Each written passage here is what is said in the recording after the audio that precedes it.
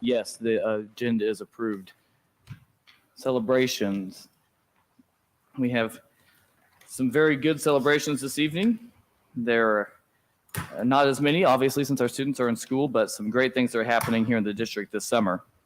In June, our transportation leadership team attended the 2023 MAPT conference, where they learned about upcoming changes from the Missouri Department of Elementary and Secondary Education and the Missouri State Highway Patrol. The team also accepted the Exemplary School Bus Maintenance Award for holding a bus fleet maintenance rating of 90% or higher for the past 25 years. We are proud of our transportation team's professional commitment to safety, excellence, and care as they get our students to and from school every day. It's a big job, and we are very thankful for their efforts.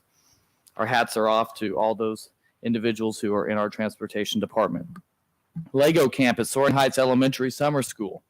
3rd, 4th, and 5th graders in Mrs. Davis's Lego Camp participated in daily challenges to test their visionary, creative, and spatial reasoning skills using all sorts of Legos.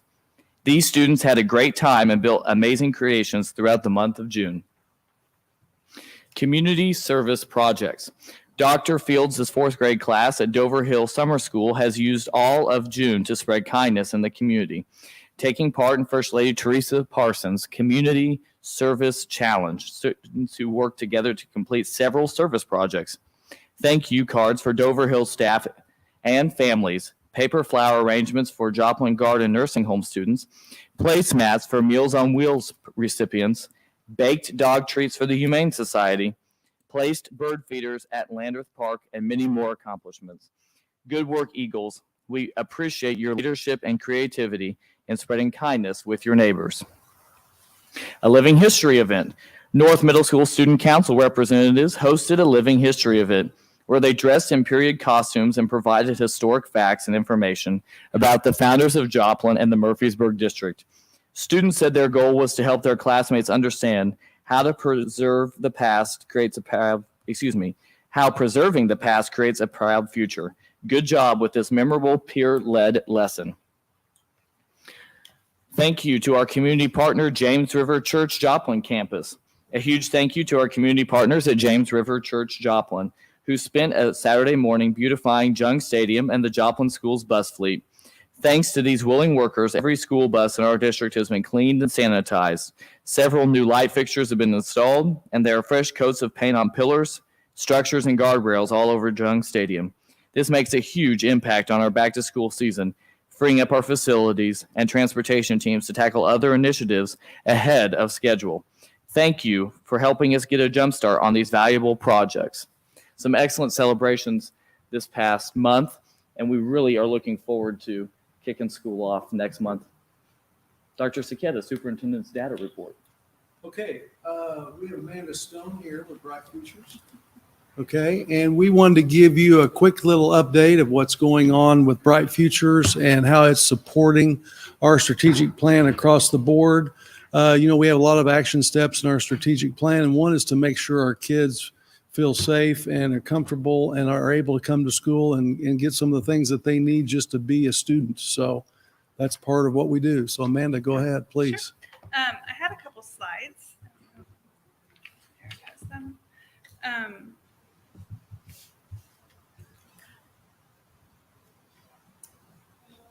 Just getting close. Bright Futures. Oh wait, here's the slides.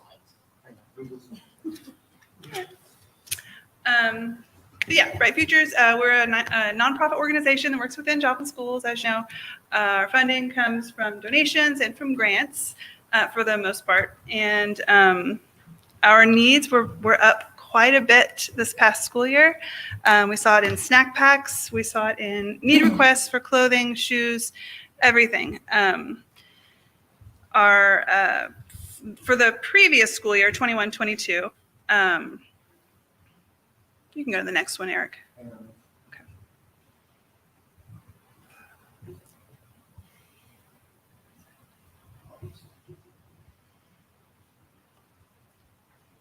There we go. Okay. So yes, this is just a graphic showing our need requests that were filled for this previous school year. The year before that, the requests were at 297. And this year we were at 702 is a total need request. So that includes classroom needs as well.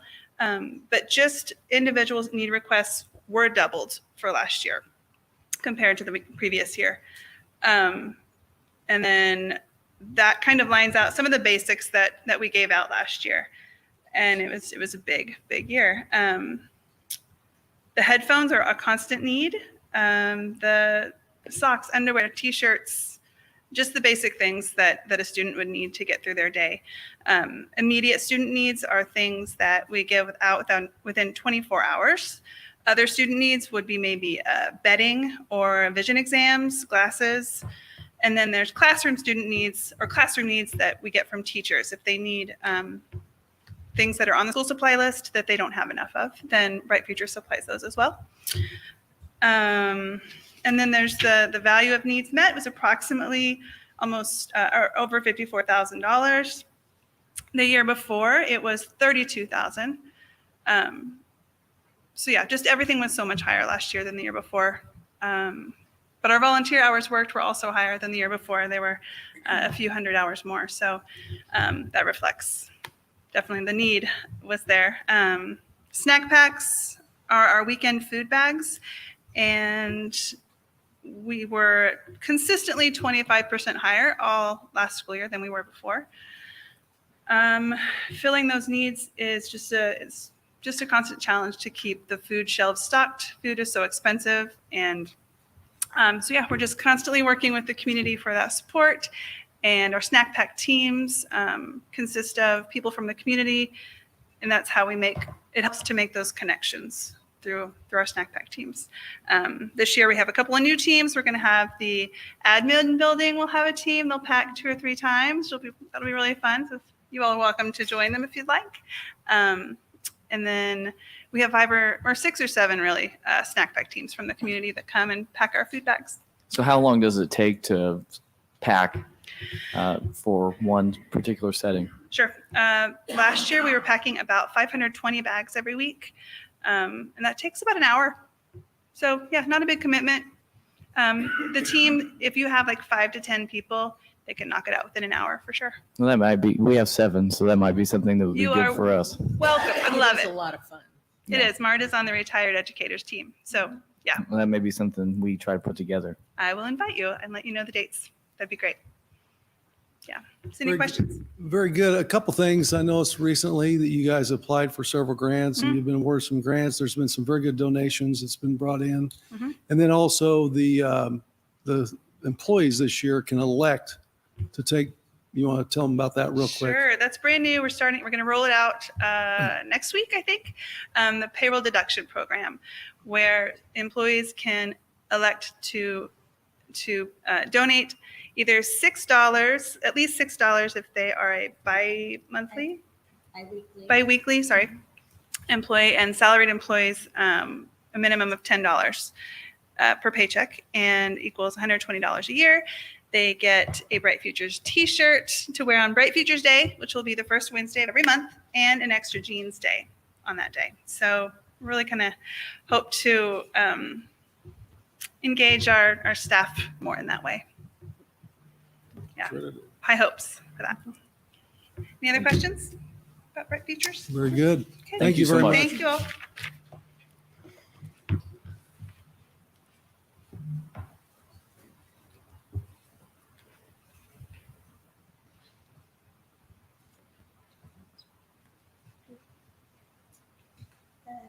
Health and dental. Can I go ahead and start? Yep. with health and dental?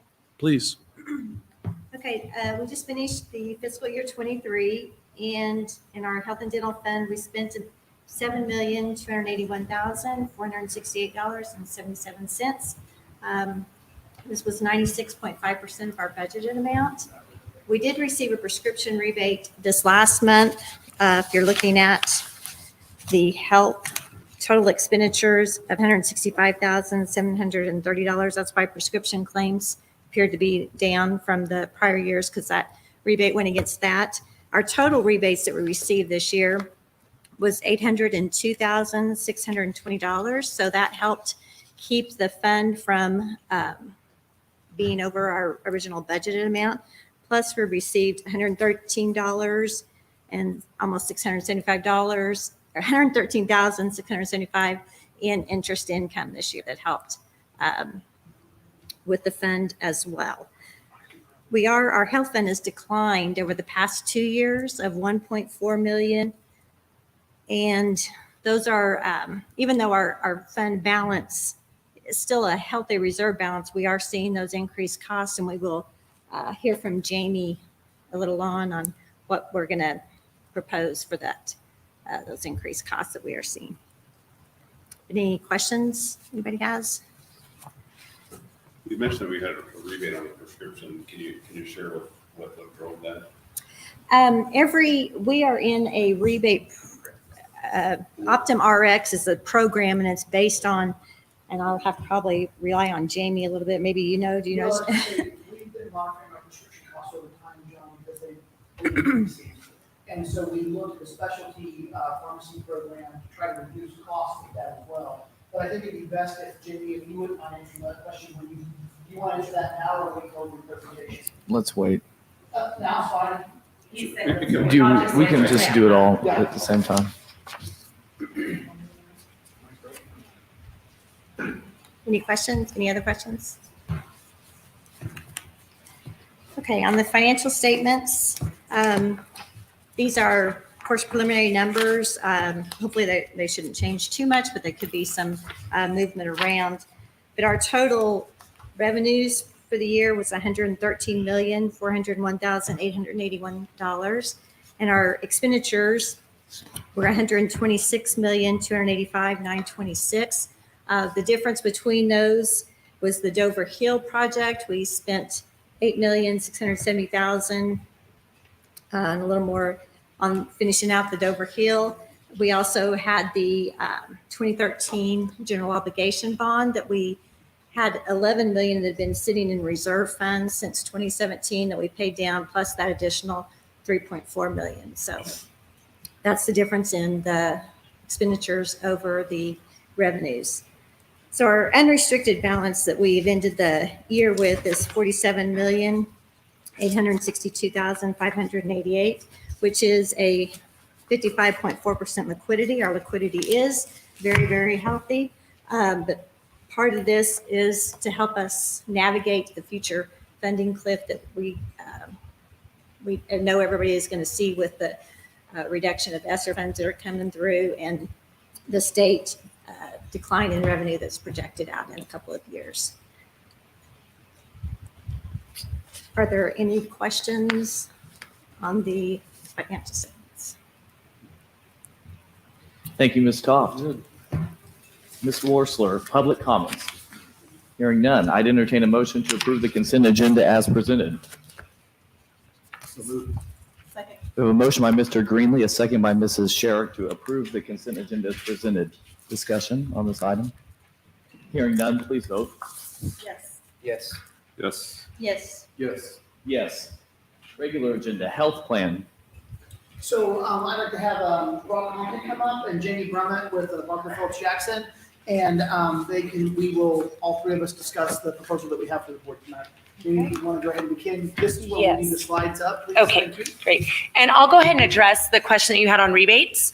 So when you contract with a pharmaceutical network, right? So that's how you have your medical network and you have your pharmacy network. So the way that you access your pharmacy is through Optum RX. And they have negotiated pricing with the pharmacies. And then you also get rebates for brand names. So we negotiate the contract to get you rebates. You get a dollar amount per brand name prescription filled, per specialty prescription filled, for mail order prescriptions filled.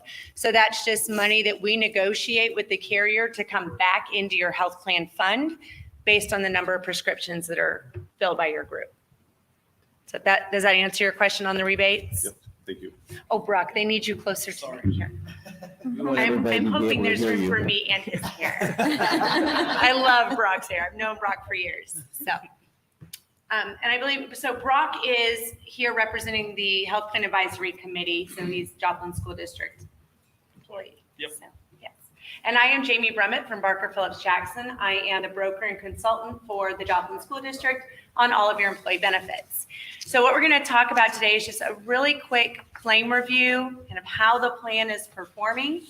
We'll talk about the health plan fund, which Shelley talked about a little bit, and then a recommendation that came from the HPAC regarding premiums for the upcoming year.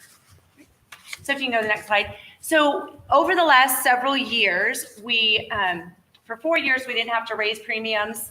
And for the last several years, you can see here in plan year 18 and 19, claims were relatively low. 19 was very low because most of 19 was 2020, which was COVID, where people weren't getting services. We saw a spike in 2020, 21, and 22 have all been very consistent. So when it hit a spike after COVID, it has stayed consistent at about $6.3 million. So it has stayed relatively flat over the years, which is good. We typically see a trend of 10 to 12% on medical claims. And that's why you guys can see your stop loss carrier. So that's what protects the district from just having to pay millions and millions and millions of dollars worth of claims. They set your maximum exposure each year. So where they have set your maximum exposure, for example, this year is at 7.7 million and you're running around 6.3 annualized. So you're doing very well versus what the district would be expected to have in claims based on your population and past experience. So in the next slide, this gets a little bit to what Shelley's talking about. This shows you a running average of the claims. Can you back up one slide for a second? Oh, I'm so sorry. Go ahead. I'm just trying to reconcile how they do the math that says I have paid claims and I have stop loss, because those two numbers usually move together pretty tight. But when I look at like 18 to 19 and I look 19 to 20, they're inverted from each other. So can you explain that just a little bit on how they're getting there? Sure. So what happens each year is the stop loss carrier comes to us and they say, here's what we expect your claims to be. Based on your population, your history, your demographic, here's where we're expected to be. And then you have what's called your max liability. So if you hit that max number, you stop paying claims. So it's a stop loss, it's a protection, a reinsurance protection that's in there. So they tell you where they expect your claims to be. So in 2018, you had a really bad year. There were a lot of run out claims that came from your prior contract, prior negotiation. 19 was decent. Your paid was right around expected. 2020, your paid was more than expected, but less than maximum. And that year you had multiple COVID hospitalizations, a lot of high cost claimants. The following year again, your paid claims was more than expected, but less than maximum. Last year, you had 7 members that were over $100,000. 4 of those went over $200,000. The stop loss company actually lost money on you guys last year because so many high cost claimants were paid out. And in our plan, I don't know if you know this, but is there a maximum lifetime? There is not. So there's not. There is not. With the Affordable Care Act, when that was passed, all lifetime limits had to be removed from every plan. So there is no limit to how much can be paid per individual. Very good. Thank you. You're welcome. And so you can see there, we've got that expected, we've got that maximum. Our goal is always, and you've stayed consistently below maximum, and you've stayed consistent for the last 3 years on your claims. Okay. So in this one, this just shows you the reserve funding. So this goes very much aligned with where the claims were. You've got your fixed cost, which is what you pay to UMR to administer your claims, your actual claims, and your stop loss premiums or your fixed cost and claims there. And then you have the contributions into the health plan. So you can see there, plan year 2020 and then 21, there was a loss to your reserve fund. So last year we did a small increase for the first time in 4 years. Very small increase. The HSA plan actually had a decrease. Everybody else had a very small increase. And so that did help where you can see the fund has only lost $13,000 this year, right? So in this one, this just shows you your stop loss. So we did market your stop loss. We marketed it to approximately 20 stop loss companies, and they all declined to quote. Okay, so your current carrier, your stop loss carrier, Granular, came in with a stop loss increase of 15% on your fixed cost. Trend is 16. So that's an increase of $105,000 on your fixed cost. You can also see there they raised your maximum liability, but again, like we showed on that first slide, you guys aren't getting anywhere near your maximum liability. But they did increase that number as well. So is it surprising that many companies passed on the opportunity to bid on our business? No, it is not. So why is that? So there's two factors that come into when you're looking at stop loss. So they look at your manuals. So manual is your gender, your demographic, like where you live, the age of your population, the utilization, and then they look at your actual claims. You guys have a not great demographic, okay? So what we call your manual rating is very high. You have a lot of women, a lot of females, a lot of childbearing age.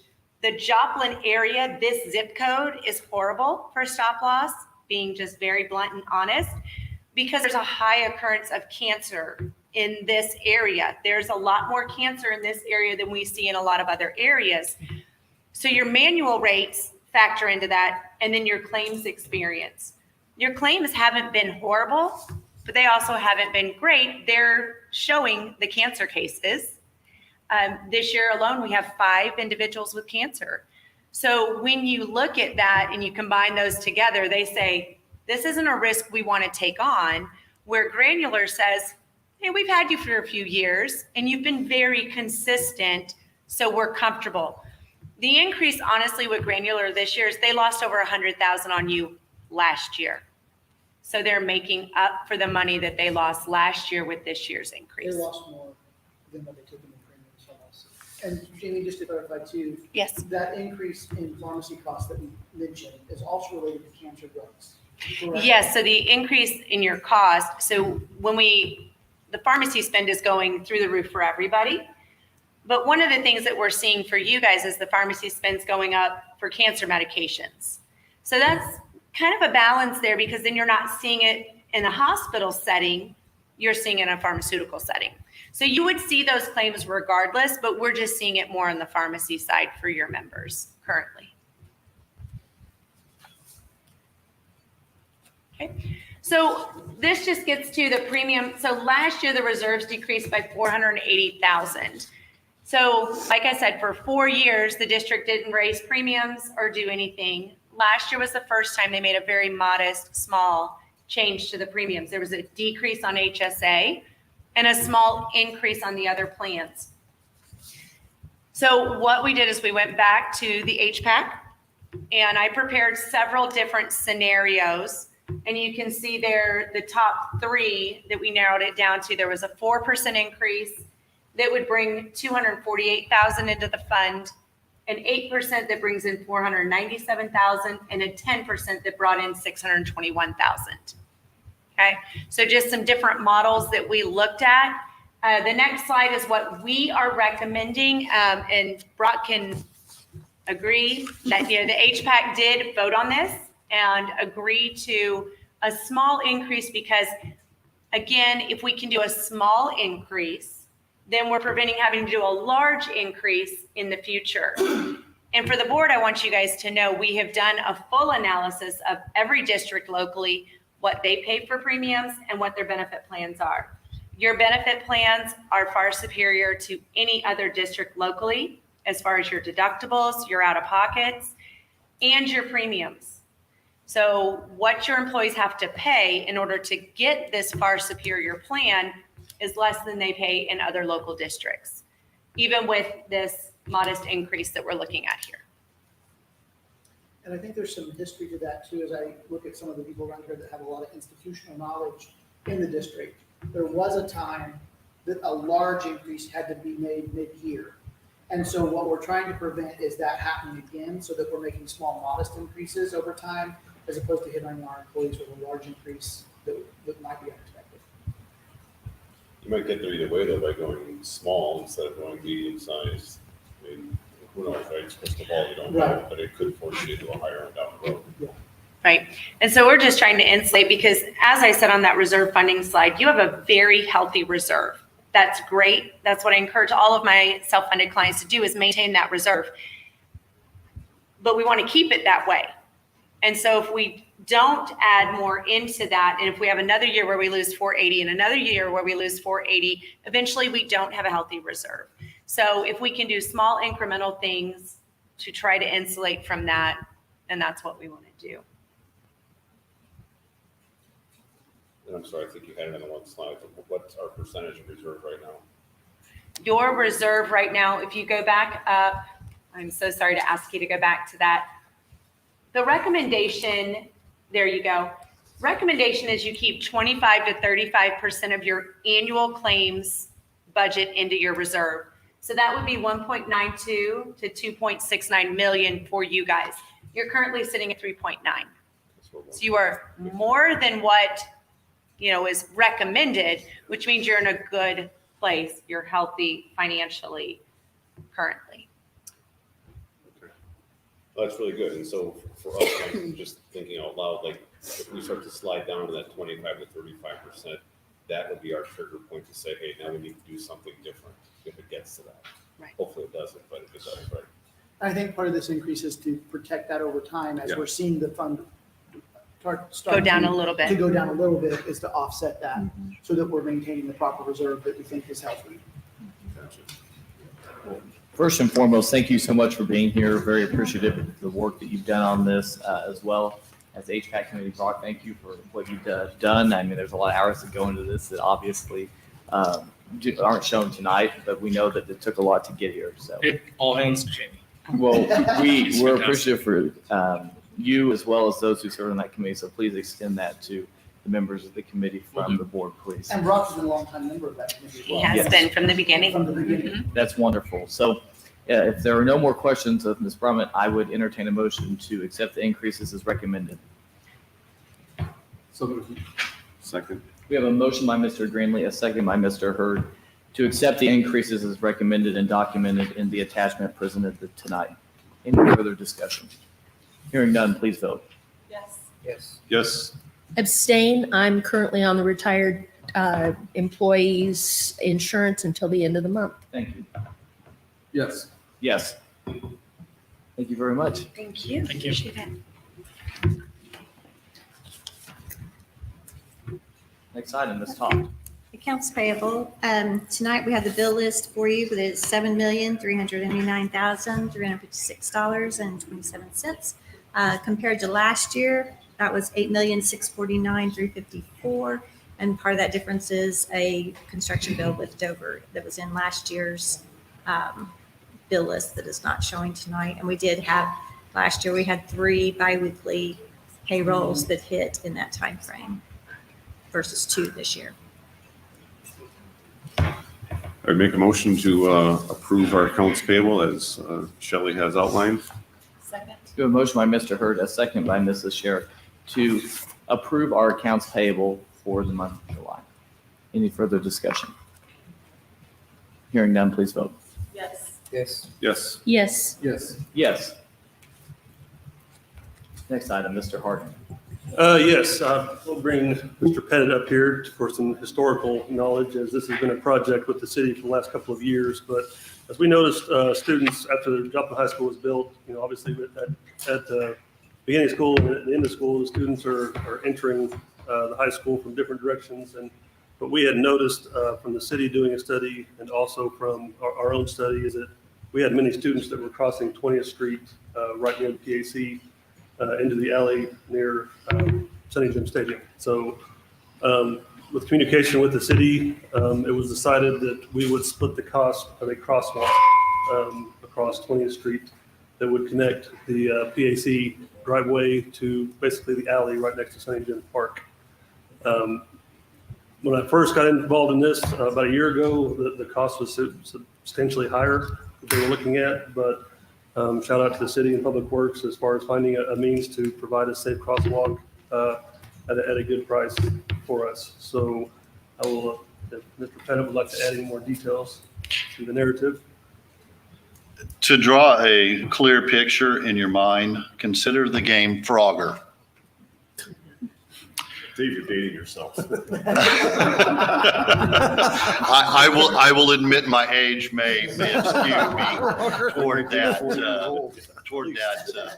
remark, but it has been very difficult.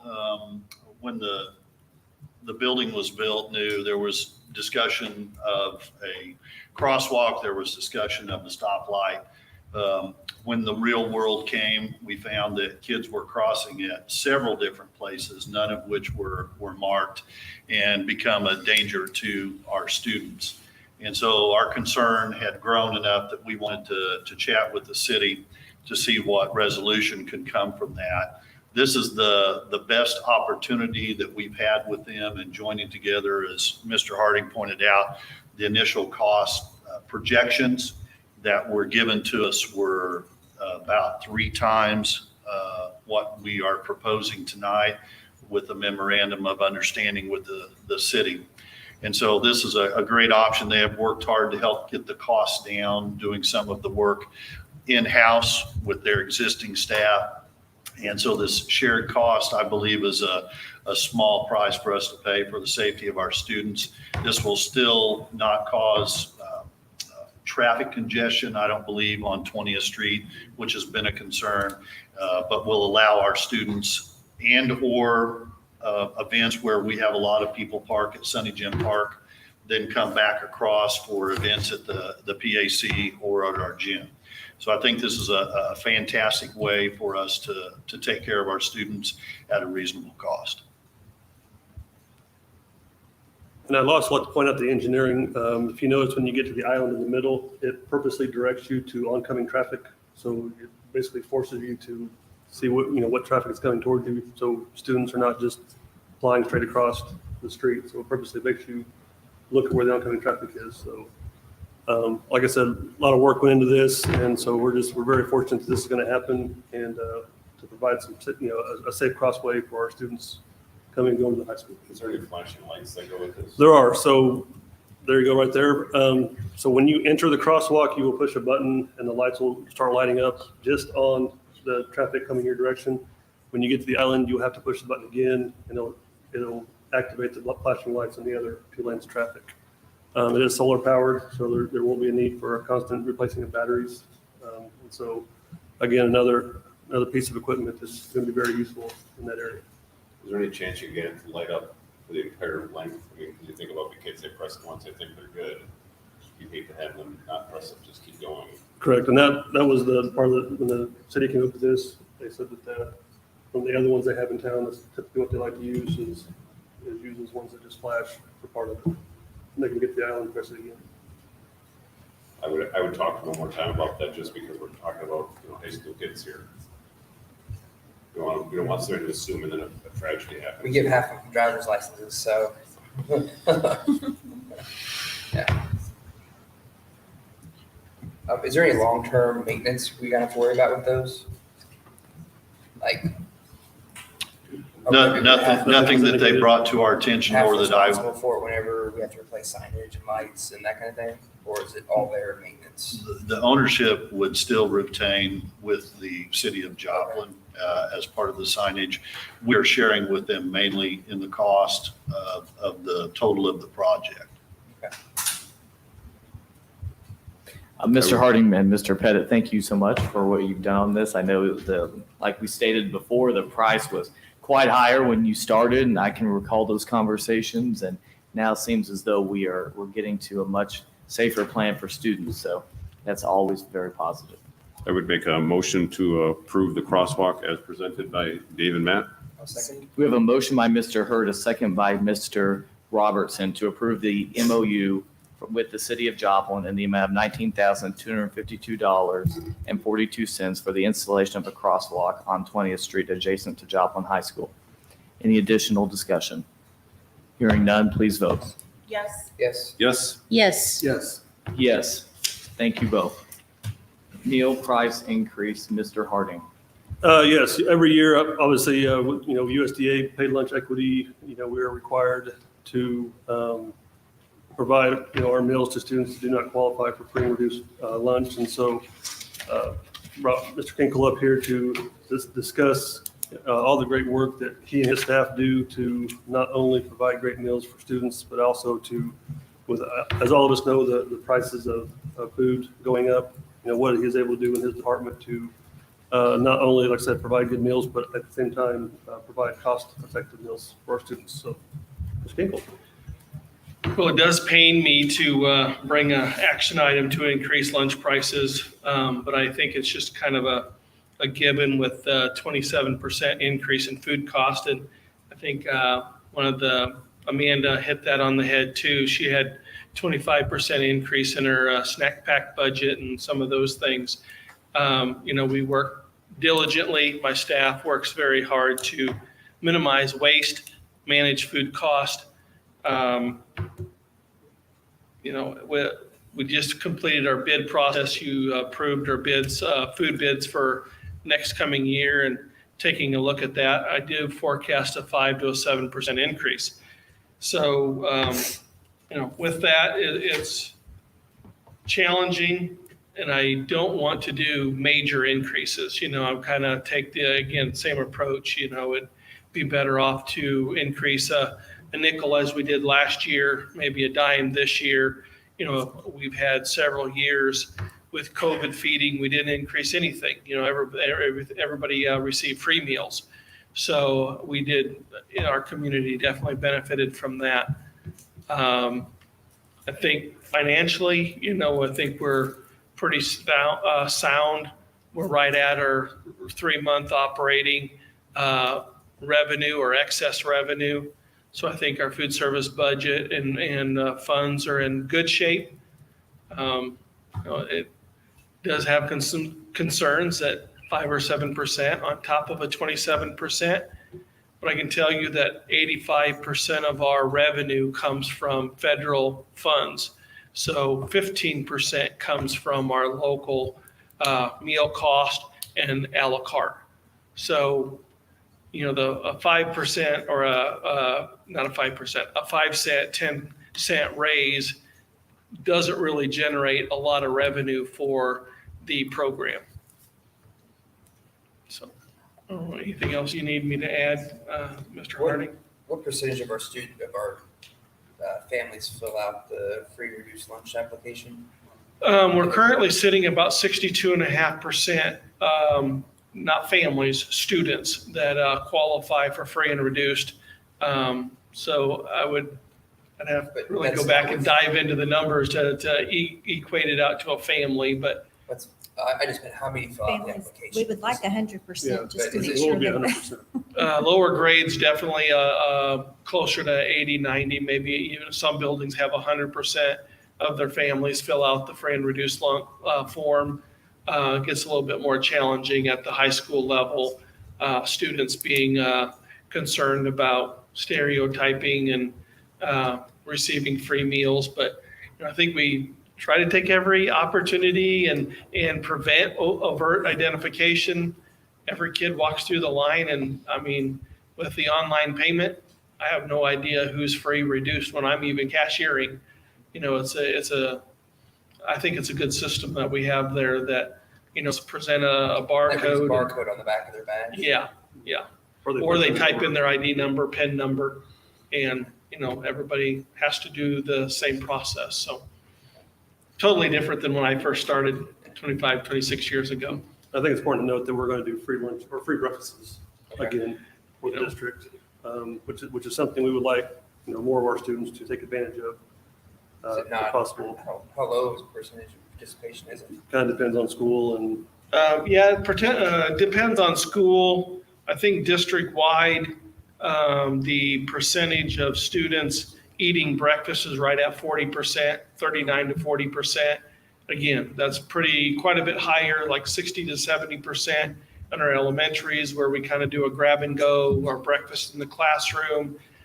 Secondaries, it's more of a grab and go. Middle school, I think, is grab it and sit in the cafeteria and eat it. But the high school has allowed them to grab it and take it to their first class period and consume their breakfast there. Just firm believer that breakfast is the most important meal of the day. So I'm sticking my neck out, I guess, to offer free breakfast for the the district. But in the same respect, I think we can still balance budgets. Can teachers participate in that as well? So, I'm sorry. Can teachers participate in that as well? No, Or is it just it's for a student-based program. There is no federal funding for teachers to consume a meal, breakfast or lunch. So we have to unfortunately charge our administrative and our teaching staff, our custodial staff. However, I will say this, Rick, where you could get a lunch for $3.10 or even $3.25 Correct, that you could get at the high school. correct. Yeah, I mean, very worth it. you know, I Good lunch. take pride in every opportunity to increase the quality. I think especially at our high school and middle schools, you know, I'm going to say the pizza is, you know, ranks right up there with any pizza in town.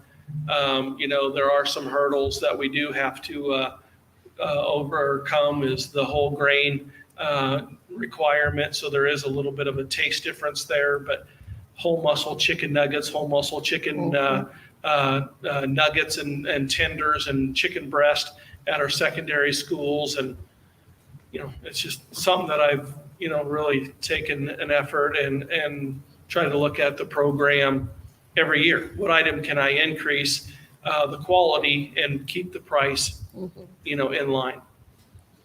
And I will say our prices are, when you put them all together, are significantly lower than other schools in the area, and even the state similar to our size, from elementary, secondary, even up to adult prices.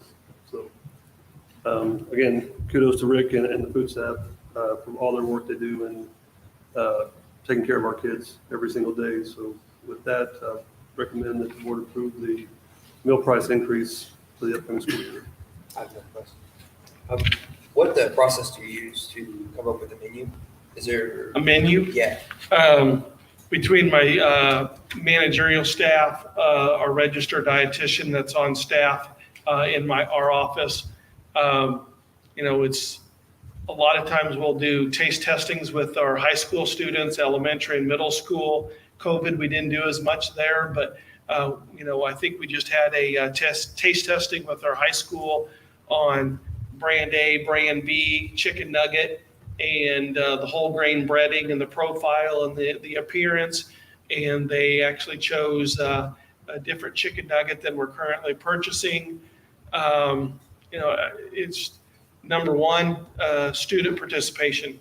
You know, we take every effort to evaluate, do they like the hot dog? Do they like turkey and noodles? Or is that more of an adult favorite type item? You know, I think, you know, I'm a data guru or a data junkie. I was just curious what the process. I can tell you, eating lunch every day for about 6 years with almost 500 middle school kids, I can tell you exactly what they like. Yeah. They like pizza, they like hamburgers, and they like. And we do try to limit, you know, I think we could offer pizza darn near daily, but 3 months from now, menu fatigue would set in. They wouldn't maybe particularly want pizza every day. So we, you know, we do try to look at some of those types of things to limit overexposure. So menu participation, number one, student participation or student taste testing would rank up there number two. Thanks. I move for approval of the recommended pricing for student lunches. Second. We have a motion by Mrs. Sherrick, a second by Ms. Schroeder to approve the meal price increases as presented. Any additional discussion? Hearing none, please vote. Yes. Yes. Yes. Yes. Yes. Yes. Thank you so much, Mr. Kinky. Plus deltas. I'll call the plus with what Rick and Matt just went through. I mean, I'm in the food business. Food costs are up 30 to 40% nationwide over the last 2 years. And for you guys to continue to provide the quality that you do with a 5-cent increase and a 10-cent increase, I think you guys do a fabulous job, and you know, hats off to you. And yes, my daughter likes the pizza the best. She tells me that all the time. Awesome. I'd want to just congratulate the bus team again for the award of 90% plus maintenance for 25 years. That's a pretty good accomplishment to keep that going. And let's see him hit 50 now. I'm excited for our next board meeting at Jefferson. Yeah, I'll share a little bit more about that. As a board, we made the decision at a work session a month or so ago to really move our meeting out of this building. And we think it's important because we want to meet our staff and our employees and our parents where they're at. And sometimes the admin building here, the memorial is not always convenient. So we are taking our August meeting to Jefferson Elementary School. And we're very excited to do this. This is something that's been something I've really thought is important. And I'm very thankful to the board for their support on this. And I'm looking forward to meeting everybody at Jefferson and also those particular schools throughout the district that we'll be at in the coming months after our August meeting. So we encourage everybody to meet us at Jefferson Elementary School at our next regularly scheduled board meeting in August. And we'll Very have the good. tax rate hearing will be in August as well. Yes. Yep. Right before that meeting at Jefferson. Thank you so much. I'd entertain a motion to adjourn. I move that we adjourn. Second. We have a motion by Mrs. Schroeder, a second by Mrs. Sherrick to adjourn. All those in favor? Yes. Yes. Yes. Yes. Yes. Yes. The meeting is adjourned. Hey, Matt, Very good. check the time. Check the time for me. This is the antique road show.